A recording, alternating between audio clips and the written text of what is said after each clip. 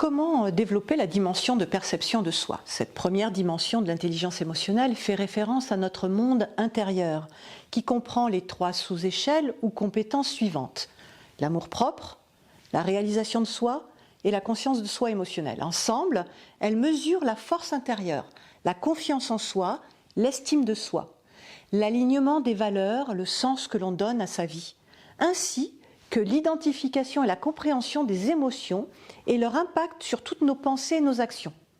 Cette dimension est celle qui permet de se fixer des objectifs et se donner les moyens de les atteindre.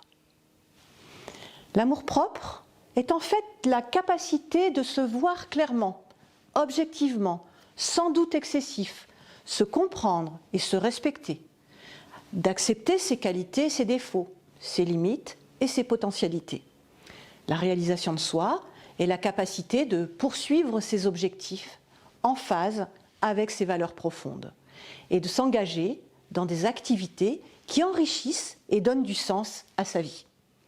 La conscience de soi émotionnelle, c'est la capacité de reconnaître ses émotions, de les différencier et d'en comprendre la cause, d'identifier l'impact de celles-ci sur soi et sur autrui.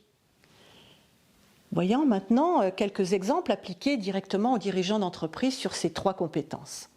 Un score élevé sur l'échelle de l'amour-propre indiquera une bonne estime de soi. Le dirigeant fera preuve d'assurance et se montrera épanoui et fort intérieurement.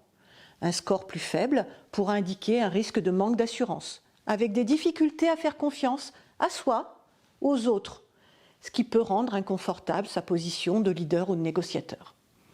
Un score élevé en réalisation de soi indiquera une grande satisfaction concernant une vie épanouie et remplie.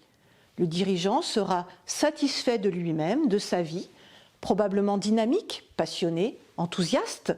Il sera enclin à donner le meilleur de sa personne avec des ambitions élevées.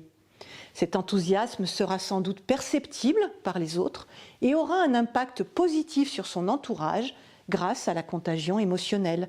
C'est bon pour ses clients, pour ses collaborateurs. Un score faible indique que le dirigeant aura plus de mal à reconnaître ses réussites et donc celles des autres.